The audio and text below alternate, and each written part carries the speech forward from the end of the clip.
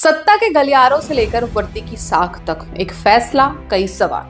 नमस्कार, आप देख रहे हैं हरियाणा वृत्तांत, तो मैं हूं आपके साथ तनु शर्मा।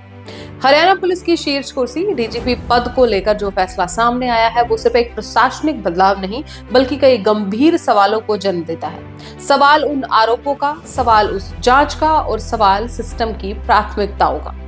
हरियाणा के वरिष्ठ आईपीएस अधिकारी शत्रुजीत कपूर एक बार फिर सुर्खियों में है। वजह है स्वर्गीय वरिष्ठ आईपीएस अधिकारी वाई पूरन कुमार सिंह का वह आखिरी नोट, जिसमें उन्होंने शत्रुजीत कपूर पर जातिगत भेदभाव और मानसिक उत्पीड़न जैसे गंभीर आरोप लगाए थे। जैसे जैसे इस मामले की जांच आगे बढ़ी, पूरन कुमार के परिवार ने खुलकर विरोध किया कि ऐसे आरोपों के बावजूद शत्रुजीत कपूर को पद पर बने रहने का अधिकार कैसे मिल सकता है। परिवार के विरोध और बढ़ते दबाव के बाद शत्रुजीत कपूर को अनिश्चितकालीन छुट्टी पर भेजा गया।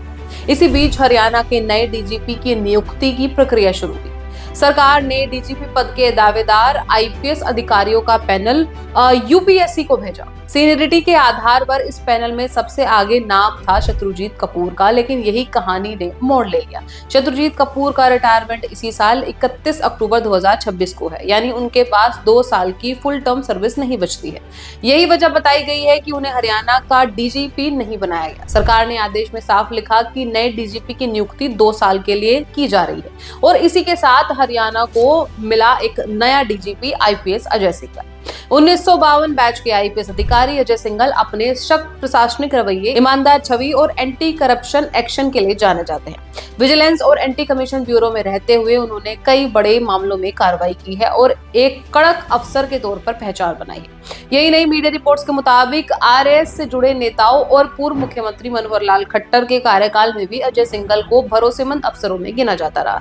अब सवाल यह उठता है कि जब शत्रुजीत कपूर हरियाणा के डीजीपी नहीं बने तो उन्हें तुरंत आईटीबीपी यानी भारत तिब्बत सीमा पुलिस का महानिदेशक कैसे बना दिया गया।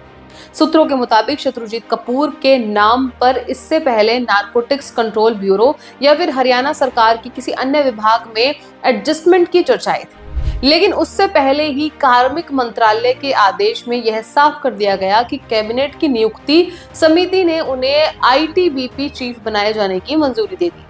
उनकी यह नियुक्ति भी 31 अक्टूबर 2026 तक ही होगी। अब सबसे बड़ा सवाल कि क्या पूरन कुमार केस की जांच इन नियुक्तियों में प्रभावित होगी? क्या आरोपों की गंभीरता के बावजूद एक अधिकारी को इतनी बड़ी जिम्मेदारी सौंपना क्या सही संदेश देता है?